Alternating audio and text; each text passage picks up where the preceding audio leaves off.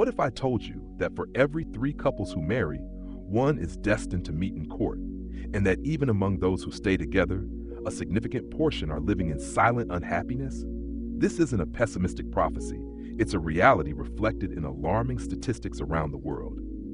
Part 1. The Silent Epidemic. Why Modern Marriage is in Crisis. 1.1. The Untold Truth About Vows. The Shocking Numbers. We often begin a marriage with a belief in a happy future, but reality paints a completely different picture. In the United States, it's estimated that 40 to 50% of first marriages end in divorce. This number soars to 60% for second marriages and an astonishing 73% for third marriages. This reveals a repeating pattern of relationship difficulties, a vicious cycle that many people can't escape. But divorce rates are just the tip of the iceberg. Beneath the surface is an undercurrent of discontent. Studies show that up to 20% of couples are experiencing marital distress at any given time, and as many as 1/3 of married people report low satisfaction with their marital life. This indicates that staying together does not equal growing together. This brings us to a thought-provoking paradox. On one hand, surveys sometimes show high reported levels of marital satisfaction. On the other hand, divorce and distress rates are constantly increasing. This contradiction reveals a deeper truth. It's possible, as researchers themselves have pointed out, that there's a cultural tendency to show the good, hide the bad. Couples may present a happy face in public, while behind closed doors, they lack the basic skills to deal with conflict. Their marriage becomes fragile. It looks fine until a stressor appears, and then it shatters due to a lack of resilience. The core issue isn't a lack of love, but a deficit in emotional regulation and conflict resolution skills. So why can arguments, often stemming from minor issues, escalate into battles that end an entire relationship? The answer isn't in your heart, but in your brain. 1.2. Your brain conflict, the hijack of love. Let's analyze an argument through the lens of neuroscience. When your partner says a critical word, no matter how small, your brain may interpret it as a threat. Immediately, an ancient structure deep in your brain, called the amygdala, is activated. The amygdala is our threat detection center, and when it senses danger, it can hijack control from the rational brain, the neocortex, triggering an immediate and intense response known as an amygdala hijack. In this moment of hijack, you no longer think logically. Instead, your body is flooded with stress hormones like cortisol and adrenaline, activating the fight, flight, or freeze response. Your heart races, your muscles tense, and your ability to listen and empathize almost disappears. Essentially, your partner, in that moment, has become the enemy in the eyes of your nervous system. When this situation repeats, unresolved arguments create a state of chronic stress. Continuously elevated cortisol levels not only harm physical health, being linked to diseases like cancer and heart disease, but they also make future conflicts more likely and more intense. The relationship, which should be a safe haven, becomes a source of constant stress. This approach helps us re-examine the nature of marital conflict. Common causes of divorce, like poor communication, frequent arguments, or a lack of commitment, are not just abstract psychological issues. They are behavioral expressions of a predictable biological process. A complaint about finances is perceived by the brain as a threat, triggering an amygdala hijack, flooding the body with cortisol and causing the rational brain to shut down. At this point, people will default to primitive survival behaviors: fight, criticism, contempt, avoidance, silence, or freeze, defensiveness. This completely changes the game. Marital conflict is no longer a moral or emotional failure, "you're a bad person for yelling at me," but a physiological dysregulation of the nervous system. This is a powerfully empowering shift. It means the problem isn't that you are broken, but that you are running an outdated biological program that can be updated through training. And the tool to update that program is meditation. 1.3. The 4 Horsemen, predicting divorce with 90% accuracy. To better understand how these primitive survival behaviors manifest in an argument, we turn to the groundbreaking research of Dr. John Gottman. After decades of observing thousands of couples in his love lab, he identified 4 toxic communication styles that can predict divorce with up to 90% accuracy. He calls them the 4 Horsemen of the Apocalypse. An analogy for the end of a relationship. Criticism. This is the first horseman. Criticism is different from a complaint. A complaint targets a specific behavior, while criticism is an attack on a partner's character and person. For example, a complaint is, "I felt unsupported when the trash wasn't taken out." A criticism is, "You're so lazy, you never think about anyone but yourself." When it becomes common, criticism paves the way for the more dangerous horsemen that follow. Contempt. This is the most dangerous horseman and the greatest predictor of divorce. Contempt is criticism from a position of moral superiority. It includes sarcasm, mockery, name-calling, and body language like eye-rolling or a sneer. It sends the message that the partner is worthless and despicable. Contempt not only erodes love and admiration, but has also been proven to weaken the immune system. Defensiveness. The third horseman is often a reaction to criticism. When we feel unfairly attacked, we often make excuses or play the victim to make our partner back down. For example, "I'm too busy. You know my schedule. Why don't you do it yourself?" Defensiveness is essentially a way of blaming the partner back, and it only escalates the conflict, preventing any attempt at problem solving. Stonewalling. The final horseman is typically a reaction to contempt. Stonewalling occurs when the listener withdraws from the conversation, shuts down, and stops responding. They may avoid by acting busy, turning away, or being completely silent. This is the result of feeling physiologically flooded, a state where the body is overwhelmed by negative emotions, making a rational discussion impossible. Recognizing these four horsemen in your own conflicts is the first and necessary step. It's like getting an accurate diagnosis. Once you know what you are dealing with, you can begin to seek a cure. The four horsemen and their antidotes. Criticism is a destructive behavior where you attack your partner's character using words like always or never. The mindfulness-based solution is to use gentle startups, beginning with I statements, to express your feelings about a specific situation. Contempt involves showing disrespect through sarcasm, mockery, and eye-rolling, attacking from a position of superiority. The antidote is to build a culture of appreciation by actively seeking out and expressing gratitude for your partner's qualities and actions. Defensiveness is a pattern of playing the victim, blaming your partner, and refusing to take responsibility. The solution is to take responsibility, even for a small part of the problem, and listen to understand. Stonewalling is the act of withdrawing from a conversation, staying silent, and refusing to interact. The countermeasure is physiological self-soothing, which means recognizing the feeling of being flooded and agreeing to pause the conversation for at least 20 minutes to calm down. This diagnosis clearly shows the problem. But to truly heal, we need a deeper method, one that doesn't just change superficial behavior, but transforms the root cause of the suffering. To find that method, we will turn to a diagnosis that has existed for 2,500 years. Part 2. A 2,500-year-old diagnosis, the Buddhist perspective on relational suffering. Thousands of years before the birth of modern psychology, the Buddha offered a profound analysis of the nature of suffering and the path to its cessation. His teachings are not a dry religious doctrine, but a practical map, a diagnostic and therapeutic method for all human suffering, including the conflicts within a marriage. 2.1 The Buddha as a marriage counselor. Applying the Four Noble Truths. The Buddha's first discourse after his enlightenment was on the Four Noble Truths. This is not a pessimistic teaching, but a practical problem-solving framework, much like how a doctor diagnoses and treats a disease. Let's apply this framework to our marital problems. The truth of suffering, dukkha. Diagnosis. The first step is to admit the truth that suffering exists. In marriage, suffering is the arguments, the feeling of being attacked by the four horsemen, the amygdala hijacks, and the pain, anxiety, and feeling of disconnection. Dukkha invites us to look directly at this reality, without judgment or avoidance, and accept that this is suffering.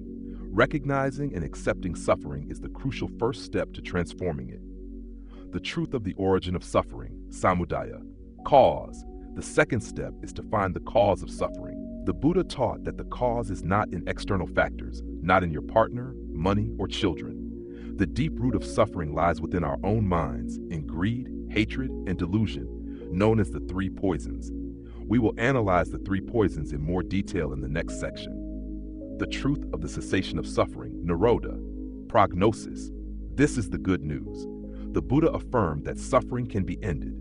A state of peace, connection, and freedom from conflict, a relational nirvana, is completely achievable. Nirodha offers hope and shows us that there is a way out of the vicious cycle of arguments and pain. The truth of the path to the cessation of suffering, magga.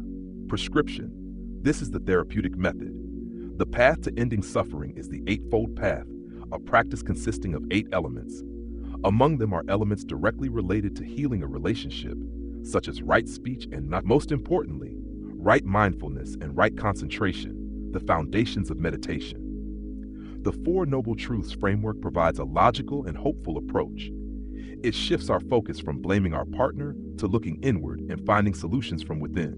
2.2. The real cause of arguments. Unmasking the three poisons: greed, hatred, delusion. According to Buddhist teachings, external triggers like money, children, or housework are just the ignition. The real explosive is already present in our minds in the form of 3 mental poisons. When these poisons are activated, they burn our hearts and incite us to act wrongly, creating suffering for ourselves and others. Greed.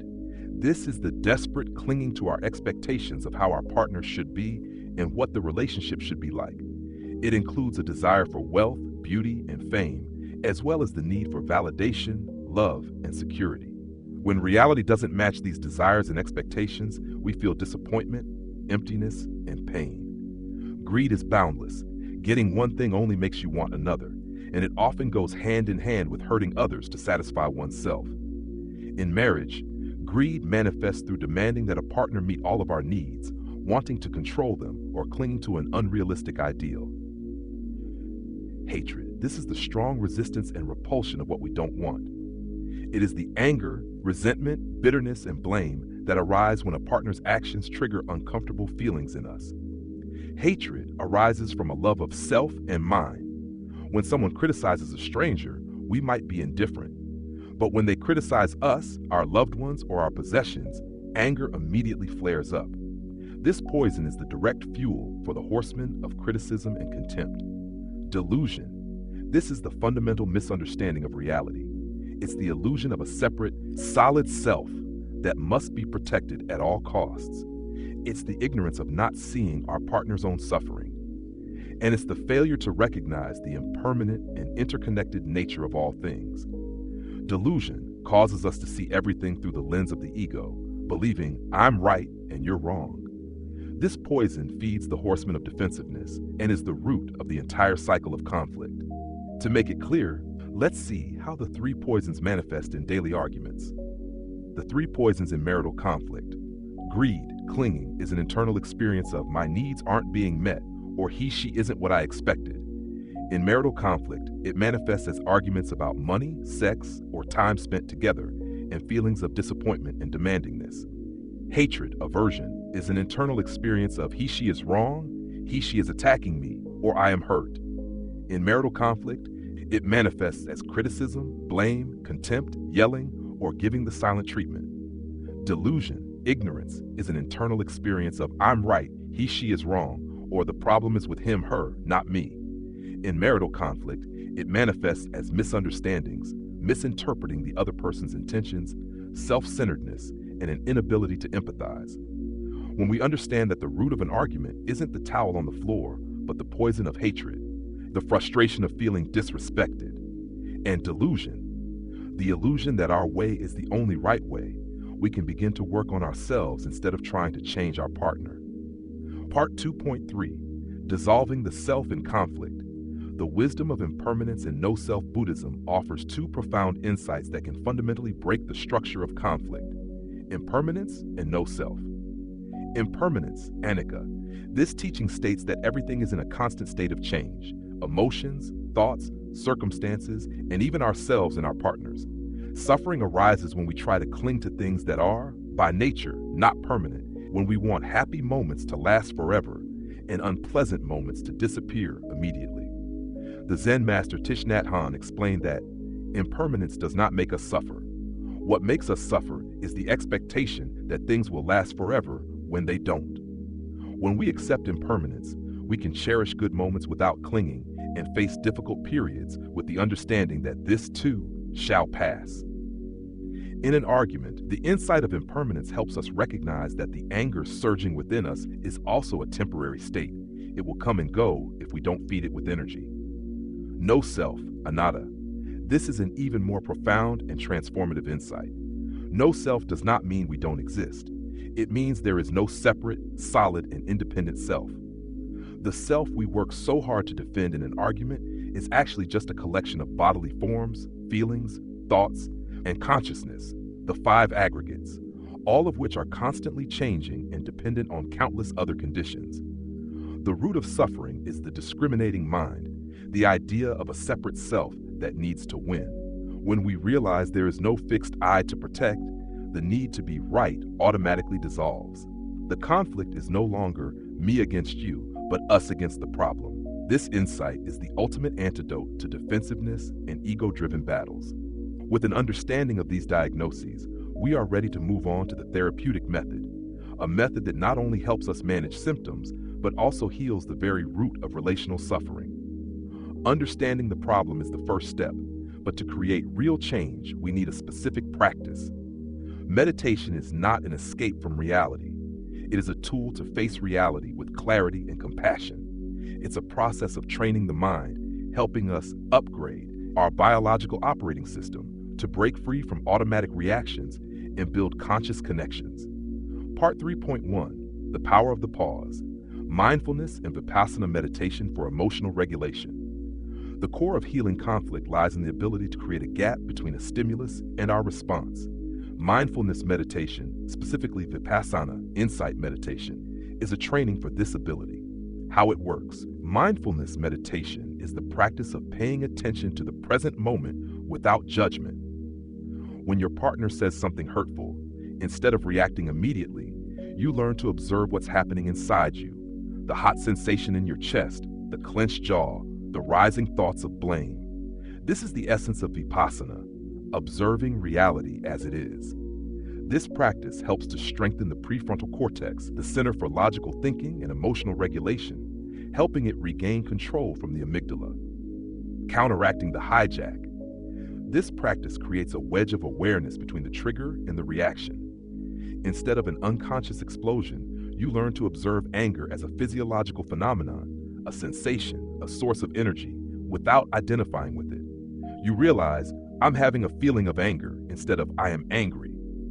This small separation provides immense power, allowing you to choose how to respond instead of being carried away by the emotion. Scientific evidence. Countless studies have proven the effectiveness of mindfulness meditation. It helps reduce stress, anxiety, and emotional reactivity. A meta-analysis of multiple studies found a positive and statistically significant link between mindfulness and relationship satisfaction. Mindfulness training programs for couples have been shown to improve their ability to cope with stress and resolve conflicts constructively. Basic Vipassana practice steps. 1. Choose a space and posture. Find a quiet place. Sit comfortably on a chair or cushion, keeping your back straight but not rigid. 2. Focus on your breath. Close your eyes and gently bring your attention to your natural breath.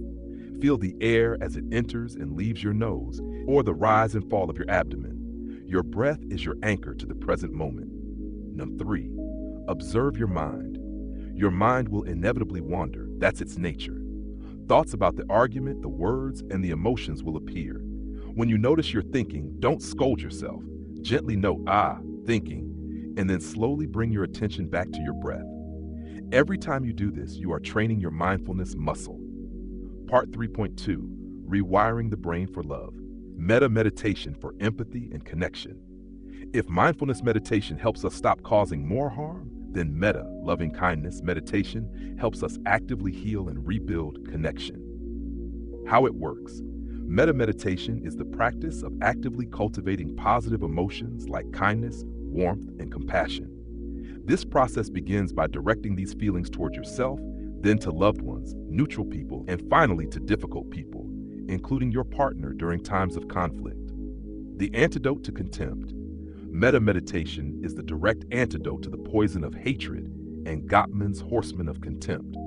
Contempt arises from the mental habit of constantly seeking out a partner's flaws and mistakes.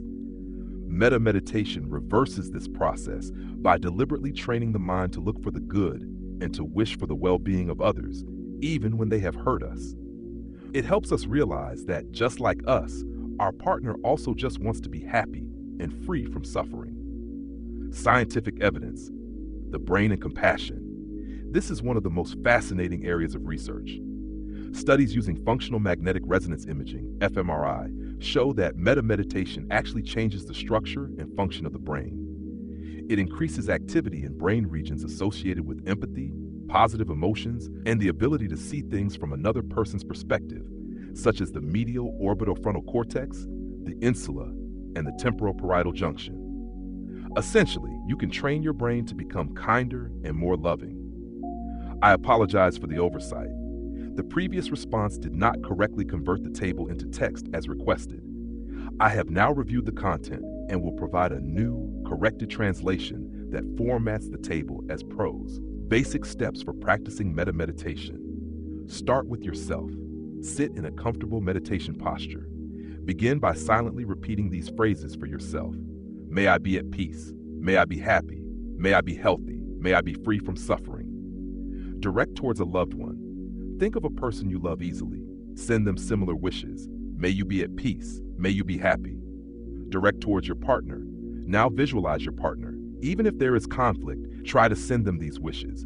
May you be at peace. May you be happy. May you be free from suffering. Notice any resistance that arises and simply observe it without judgment. The goal is not to force the emotion, but to gently guide the heart toward compassion. The art of communication. Deep listening and loving speech, right speech. The skills cultivated on the meditation cushion, mindfulness, non-judgment, and compassion, have little meaning if they are not brought into daily life, especially into how we communicate. The wisdom of Thich Nhat Hanh. Zen master Thich Nhat Hanh offered profound teachings on how to transform communication into a spiritual practice. Oh, deep listening. This is not just hearing the words, but listening with a single purpose, to help the other person suffer less. It requires full presence, not interrupting, not judging, and not preparing a response in your head. When you listen this way, you are giving the other person a precious gift, the space to be heard and understood. Oh, loving speech, right speech. This is the third element of the Eightfold Path. It means speaking the truth, but with compassion. Our words can heal or harm. Right speech is the choice to use words to heal. As Thich Nhat Hanh said, understanding another's pain is the greatest gift you can give them. Understanding is another name for love. If you cannot understand, you cannot love. The four elements of true love. The Master's teachings on the four immeasurables, loving kindness, compassion, joy, equanimity, are the foundation for loving communication. Loving kindness, metta, the ability to offer happiness. Do your words and actions bring joy to the other person? Oh, compassion, karuna, the ability to alleviate suffering. Do your words and actions help the other person feel lighter? Oh, joy, mudita, joy. True love brings joy to both. Equanimity, upekkha, non-discrimination, inclusiveness. The happiness and suffering of the other person are also your own. By practicing meditation and applying these principles to communication, we not only extinguish the fire of conflict, but also transform difficult conversations into opportunities to understand and love each other more deeply. Part 4, Healing Together. A shared path for couples meditation is a personal journey, but when practiced together, it can become an extraordinary bonding force. It's not just about two individuals sitting silently next to each other. It's about together creating a sacred space for the relationship, a place for both to return, be nourished, and heal. 4.1 Starting the Journey. How to meditate with your partner, even when they're skeptical. One of the biggest challenges is how to invite a skeptical partner to join this practice. The key lies in patience, non-judgment, and a practical approach. Overcoming skepticism. Don't try to convince your partner about lofty spiritual benefits. Instead, approach meditation as a mental hygiene method or a scientifically proven stress reduction technique.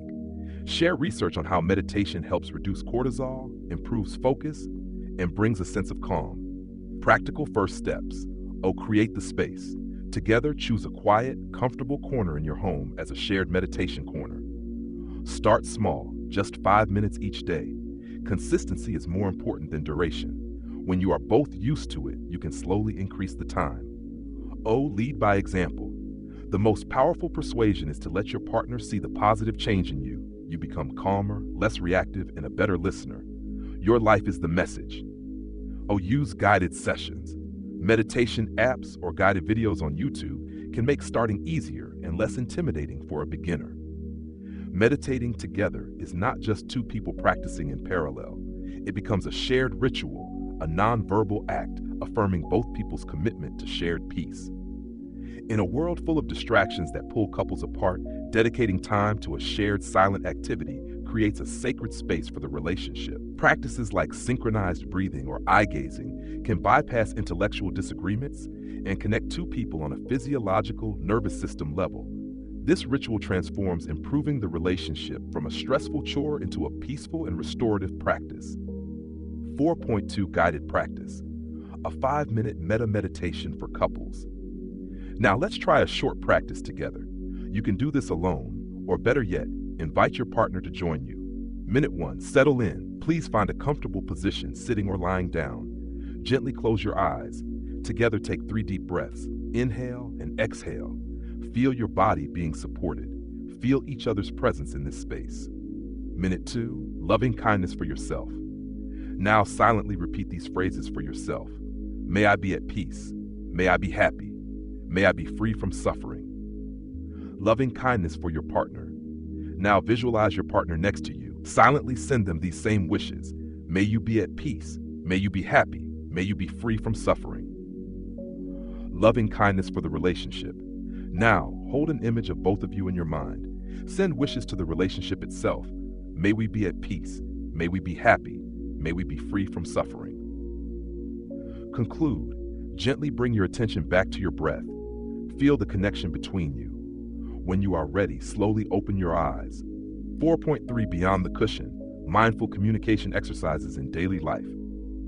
The ultimate goal is to integrate mindfulness into every moment of life, especially in communication. Here are a few simple exercises you can practice together. The mindful pause. Agree with each other that before responding in a tense conversation, both of you will take a conscious breath. This simple act can prevent an amygdala hijack and create space for a wiser response. Active listening. Set a timer for 3 to 5 minutes. One person speaks without interruption, while the other person just listens with the sole purpose of understanding, not to formulate a rebuttal. Then switch roles. The listener's job is to reflect back what they heard. What I heard you say is. This ensures that both people feel heard. The just like me practice. In a moment of disagreement, silently repeat the phrases. Just like me, this person also wants to be happy. Just like me, this person is also afraid of suffering. This practice helps to cultivate compassion and break down the enemy image we often create of our partner in our minds. Here is a 4-week introductory meditation plan for couples in a narrative format. Week 1, Foundation. Practice individual breath mindfulness meditation. Meditate in the same room but focus on your own practice.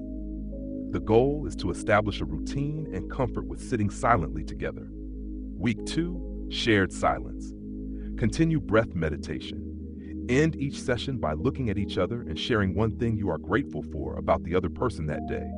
The goal is to introduce a shared experience and cultivate gratitude. Week 3, Cultivating Kindness. Use a guided metta meditation, like the exercise above, and practice together. The goal is to actively cultivate compassion and goodwill for each other. Week 4, Mindful Dialogue. Devote one session during the week, 15 to 20 minutes, to practice the active listening dyad exercise. The goal is to integrate mindfulness into practical communication skills. This journey requires commitment, but the reward is priceless. A relationship that is not a place to fight, but a place to grow and heal together. Part 5, Conclusion. From conflict to conscious connection. We have journeyed together through a long path. We have confronted the alarming reality of modern marriages, dived deep into the biological mechanics of an argument, and discovered that the root of conflict lies not in the other person, but in our own minds with the 3 poisons: greed, hatred, and delusion. But more importantly, we have discovered a path to healing that has been proven through thousands of years of history and validated by modern science, the path of meditation. 5.1 The Transformed Relationship, a new way of being together. Through mindfulness meditation, we learn to create a pause, observing our emotions without being carried away by them. Through metta meditation, we rewire our brains to lean toward kindness and empathy. And by bringing these qualities into our communication, we transform our words into a tool for healing. The goal of this journey is not to create a conflict-free relationship. Conflict is an inevitable part of shared life. The goal is to change your relationship with conflict. Instead of being a battle to be won, conflict becomes an opportunity to practice understanding, to cultivate compassion, and to deepen connection. It is no longer a sign of failure, but an invitation for both of you to grow together. As the Dalai Lama taught, remember that the best relationship is one in which your love for each other exceeds your need for each other. Meditation helps us find a sense of inner fullness, so the love we give is not from a place of lack, but from a place of completeness.